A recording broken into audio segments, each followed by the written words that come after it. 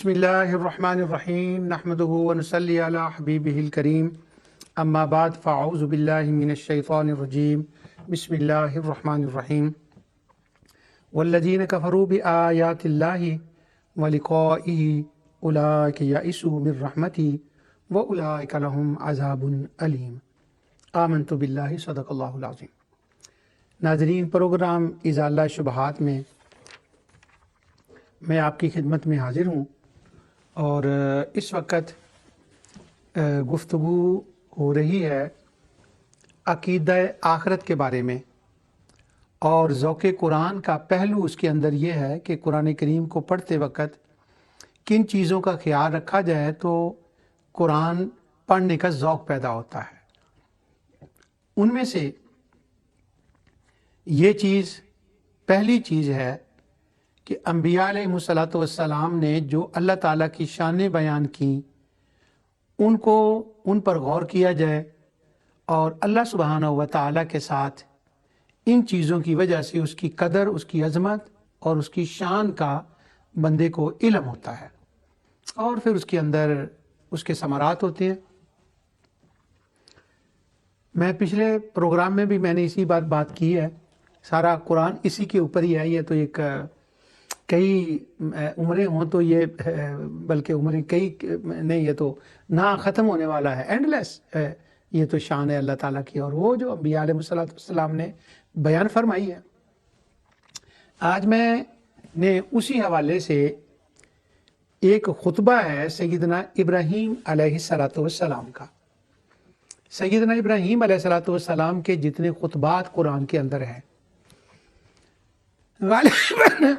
सबसे ज़्यादा खुतबात जो हैं वो सैयदना इब्राहीम अलैहिस्सलाम के हैं। और वो जो क़ससुल अंबिया के अंदर चैप्टर है, हर चैप्टर का एक अपनी शान, अपना मकाम होता है।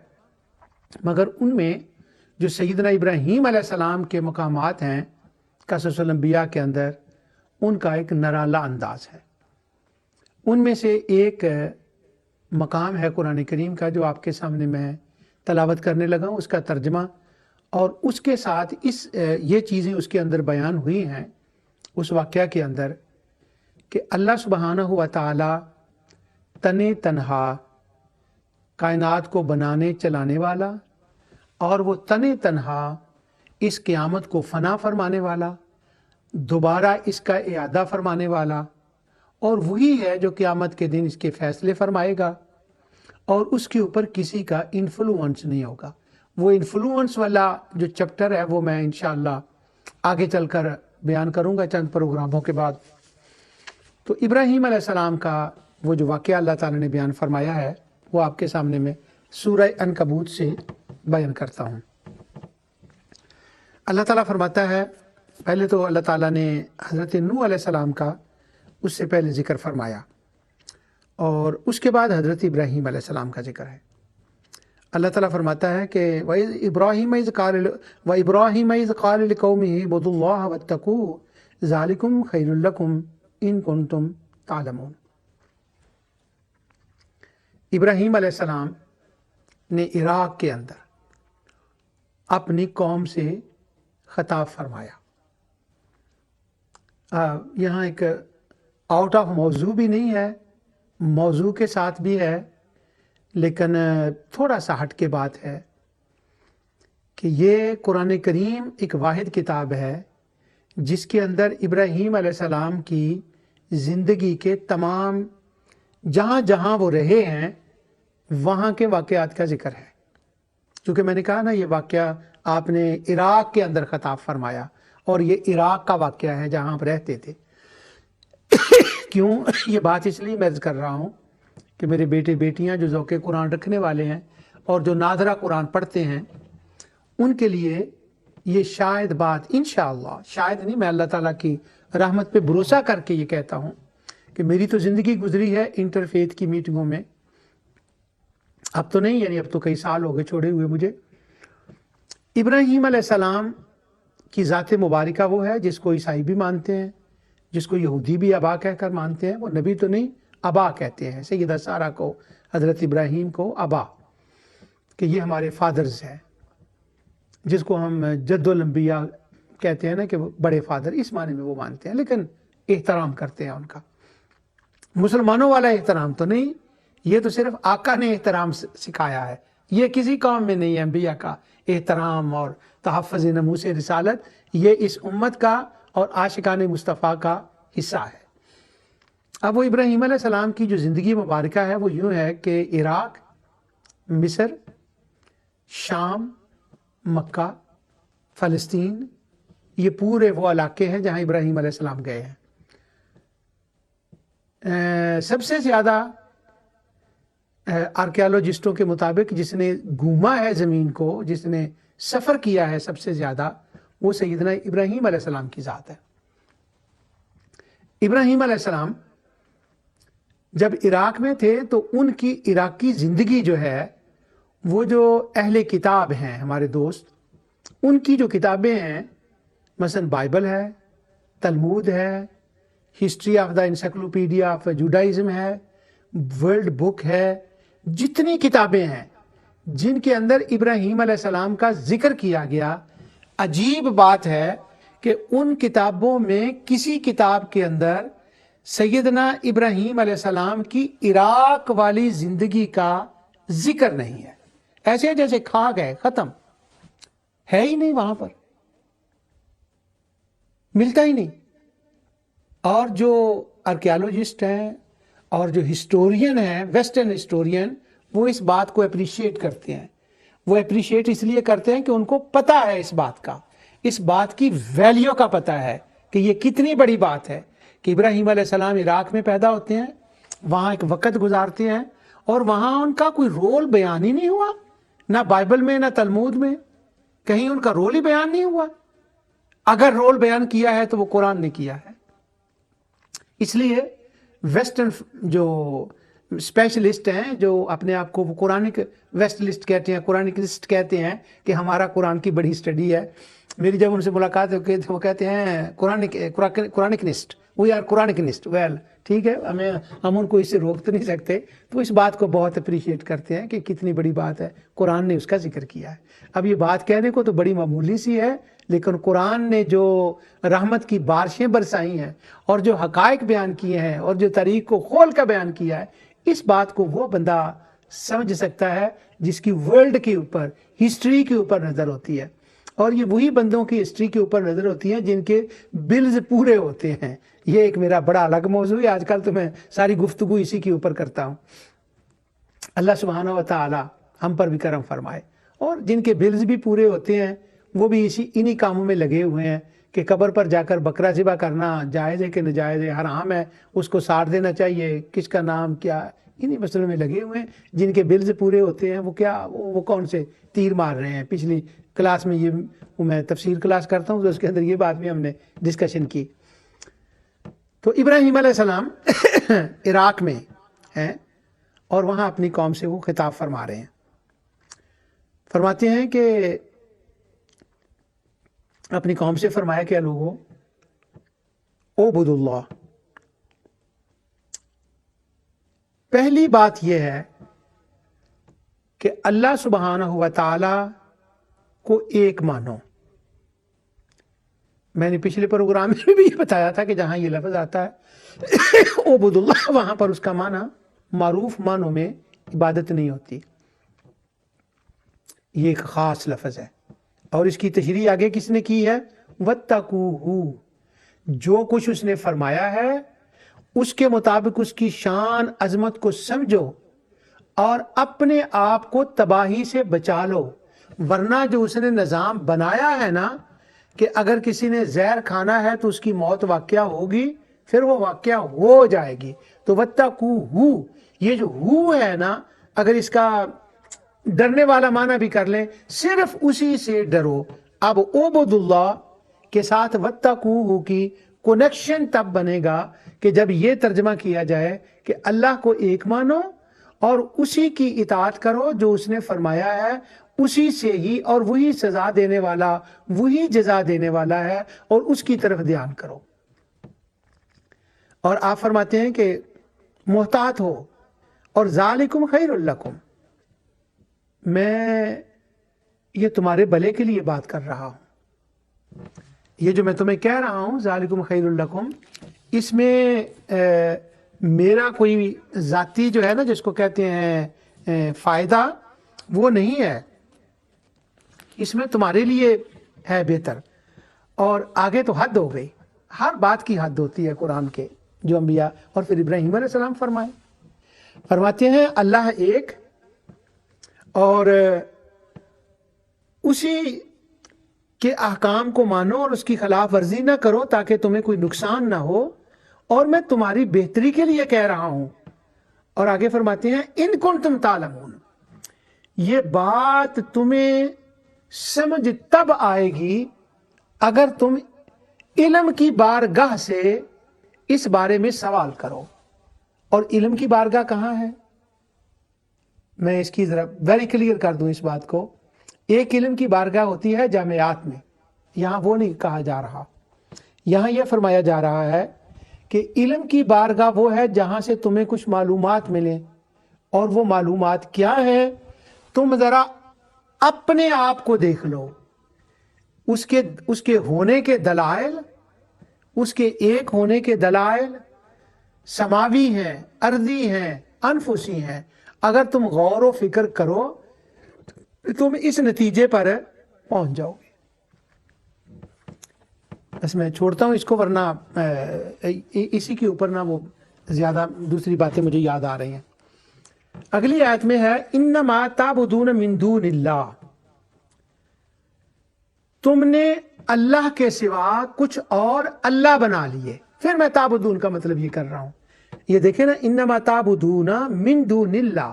اب اللہ کے جب اللہ کے ساتھ دون کا لفظ آئے گا تو اس کا مطلب اللہ ہی بنے گا نا. اب میں یہ بات کروں کہ یہ گلاس ہے تو کوئی چیز اس کے سامنے لائے گی تو اس کا وہ پیر بنے گا نا. اب وہ پیر بنانے کی یہاں تو بات ہو رہی ہے. اور فرمایا کہ جن کو تم نے پیر بنا لیا ہے اللہ کے مقابلے میں اور اللہ بنا لیا ہے، وہ خدا بنا لیا ہے. یہ بات میں صرف اپنی طرف سے نہیں کہہ رہا، آگے آیت کے اندر الفاظ وہی آ رہے ہیں اور وہ قرآن تو خود اپنی تشریح آپ کر دیتا ہے.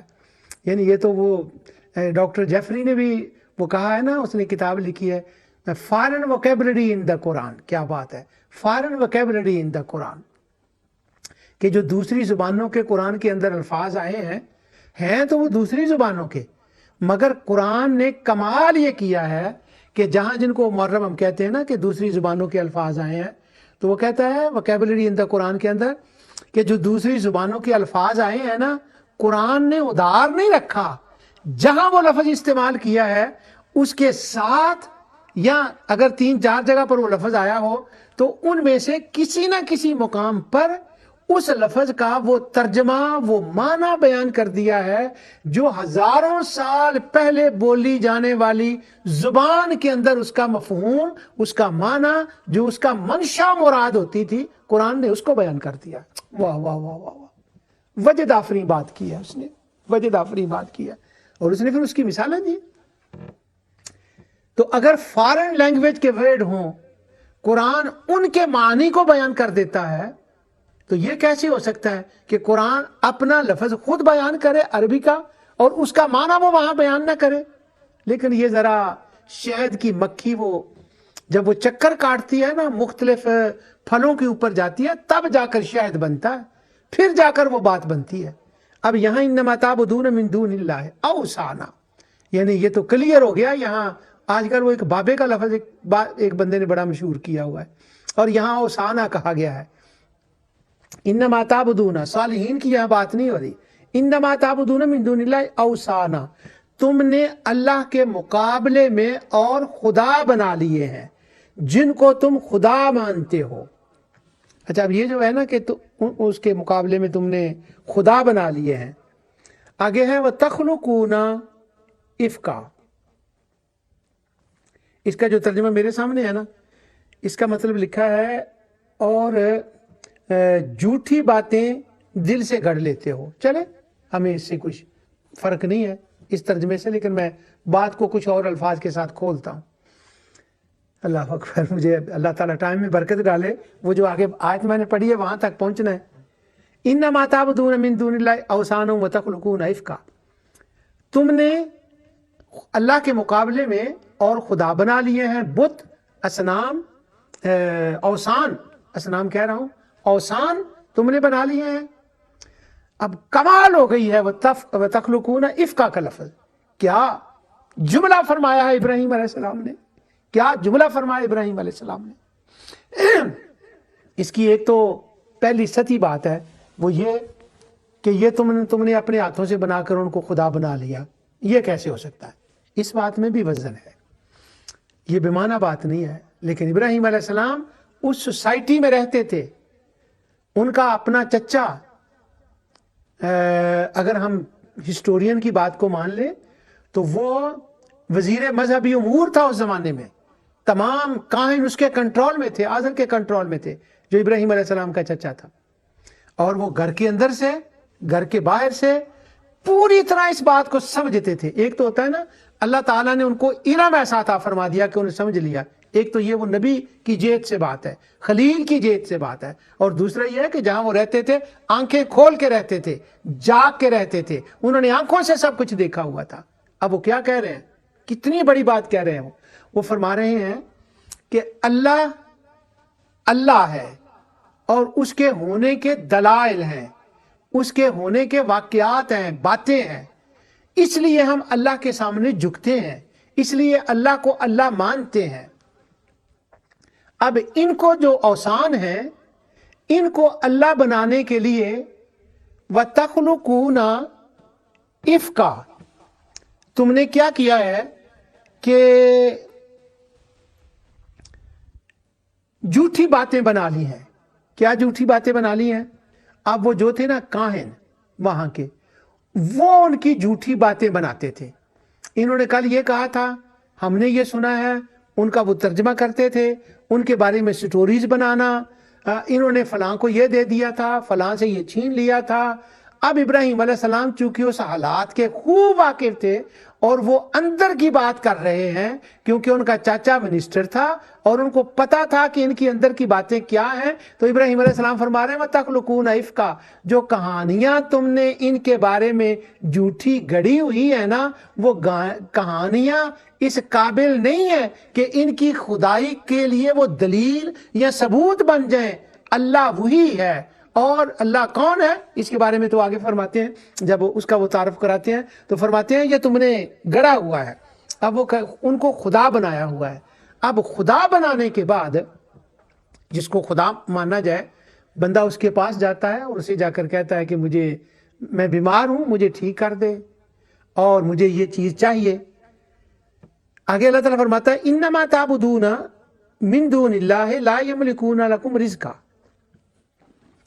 जिनको तुमने खुदा बना रखा है, इनके कब्जा और कुदरत में, इनके कब्जा और कुदरत में कोई चीज नहीं है। अब वो इफ्का का मतलब जरा और खुल गया है। वो क्या कहते थे, उन्होंने एक झूठी सी उनकी मार्केट बनाई हुई थी और दूसरा उन्होंने झूठ ये किया हुआ था कि इनकी शान मुनज़्ज़ल मिन अल्लाह है, नाउज़ुबिल्लाह। वो ये कह रहे थे कि अल्लाह ताला ने हमें ये कहा है कि ये अल्लाह ताला के शरीक हैं और ये खुदा हैं, तो उनको वो मुनज़्ज़ल मिन अल्लाह मान रहे थे। तो अब देखें इस एक इफ्का के अंदर उनका पूरे मुआशरे की जो तस्वीर है और जो वो शुबहात थे, सैयदना इब्राहिम अलैहिस्सलाम उनकी तस्वीर फरमा रहे हैं। और वो शुबहात क्या थे? वो कहते थे ये इनके कब्जा और कुदरत में।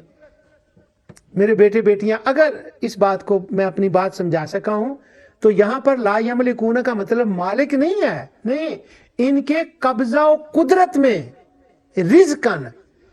ना सूरज इनके कब्जा और कुदरत में है, ना ये चांद है, ना सेहत है, ना तंदुरुस्ती है, ना पानी है, ना खाने की चीजें हैं। रिज़्क़ का एक वसी मफहूम है। रिज़्क़ सिर्फ वो एक खाने वाली रोटी को नहीं कहते, वसी मफहूम है।